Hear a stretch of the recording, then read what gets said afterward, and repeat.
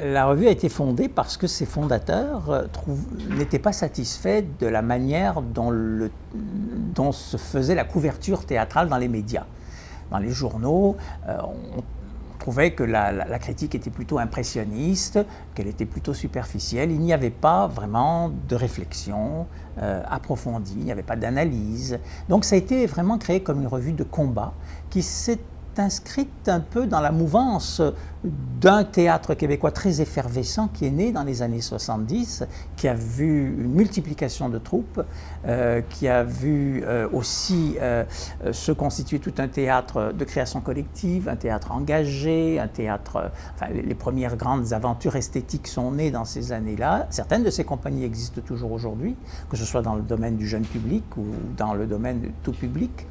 Et donc la revue Jeu a rempli vraiment un manque à cette époque-là, en donnant aussi la parole aux artistes, aux praticiens, dès le départ. Et c'est ce qu'on fait encore aujourd'hui, c'est-à-dire on demande même, on sollicite les praticiens pour qu'ils s'expriment dans la revue, pour qu'ils disent, on va les chercher, quoi. Soit s'ils ne sont pas prêts à écrire, ben on va les interviewer, ou alors on les invite à participer à des discussions publiques que nous appelons des entrées libres, où ils sont invités à débattre de certaines questions qui nous paraissent importantes. L'espace de la critique a tendance à rétrécir dans les journaux, dans les médias.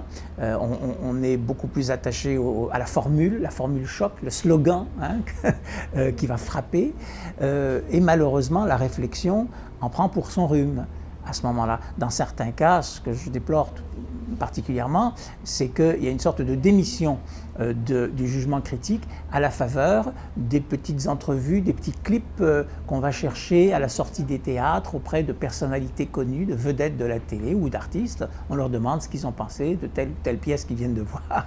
Et puis bon, ça tient lieu de critique. Alors moi je trouve ça un petit peu désolant. Je pense qu'il y a toujours place pour une réflexion plus réfléchie qui découle d'une observation sérieuse de l'activité théâtrale et qui repose aussi sur des études et sur une expérience, sur une culture théâtrale. Je pense que c'est quand même très important. Quand on décide de faire un dossier sur la mise en scène, sur la formation, sur le théâtre et l'argent par exemple, c'est des sujets brûlants et on pense qu'à ce moment-là on peut traverser plusieurs mois ou plusieurs années par notre réflexion. Et il y a des dossiers que nous avons publiés il y a de nombreuses années qui restent encore, heureusement, des références et qui sont encore consultés régulièrement par des étudiants, par des professeurs et qui font l'objet de cours, même qui sont des matières de cours dans les universités. Alors ça, c'est réconfortant. À Séoul, à Tokyo, sans parler de la France, de l'Italie, de la Belgique, tout ça, il y a des bibliothèques théâtrales, des bibliothèques qui ont la revue Jeu, qui ont l'intégrale de Jeu. On a des abonnés un peu partout.